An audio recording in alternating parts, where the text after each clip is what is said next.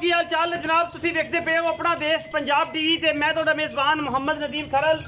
सब तो पहले अपने चैनल ਨੂੰ करना है सबसक्राइब ते बेल आइकन ते क्लिक करना है अच्छी ते बेहतरीन वीडियो दा नोटिफिकेशन हमेशा ही तरह वीरां ਨੂੰ मिलदा रहे वीर देखते रहन।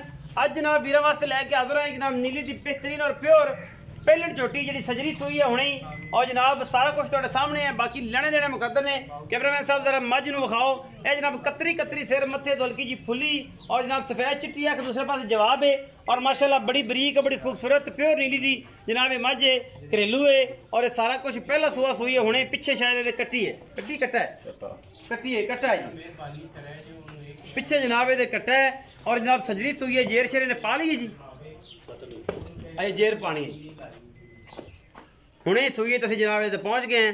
बाकी थोड़े सामने है अल्लाह के फजल नाल थोड़ी उधरेवें च जनाब सुई खड़ी है और उधर के सारा मामला होया है। बाकी हर चीज़ कैमरे की निगाह दे विच पहलन जनाब कट्टी है माशाल्लाह बड़ी खूबसूरत है हर पासों पूरी है लेने देने मुकद्दर ने और माशाल्लाह थान रुग रुग दा बड़ा खूबसूरत सजरी सुई खड़ी है। फिर जिसम जानवर पिचक जाता है सारे मामलात हो जाते हैं और ये सारा कुछ थोड़े सामने अल्लाह के फजल नाल बाकी लेने देने मुकद्दर ने।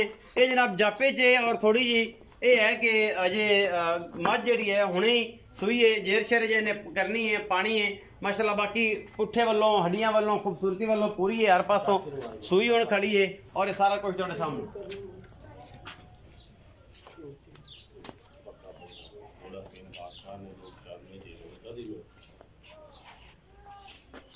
ये सारा कुछ जी सामने माशाल्लाह अल्लाह के फजल नाल बाकी कैमरे की निगाह दे विच हर चीज़ पूरी तसल्ली दे नाल अलहमदुलिल्लाह दिखाई जाती है जिहदे विच कोई दो राय नहीं। ये जनाब पहलन झोटी है मूँह तो भी चौगी छिगी होनी है तकरीबन। आओ जी अस्सलाम वालेकुम जी की हाल चाल है भाई ठीक ठाक जी। की नाम है उस्मान जी। भाई उस्मान झोटी विखाई है किनवे सुबह ये पहला सुआ है कदों सुई आनी तकरीबन अद्धा घंटा हो गया। जेर शेर पाली हाँ जी जेर नहीं जेर पावन वाली गोलियां गालियां दे दी जी।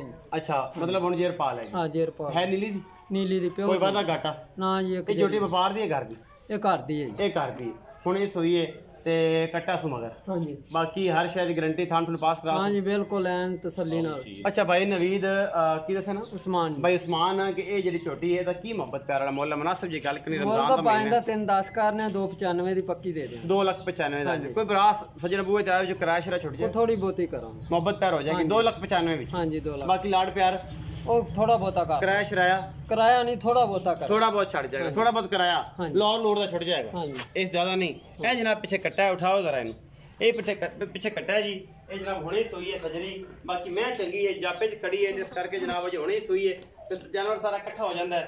दोस्त साहब कहते हैं कि यार पता नहीं की है माशाल्लाह उंज बड़ी चंगी है जो जापा शापा चकदी है एक दो दिनों तो इंशाल्लाह कड़ शड़ चक के फिट हो जाएगी। बाकी बरीक शरीक कहेंगे 2 दिन इंशाल्लाह 10-12 किलो नहीं छड़दी।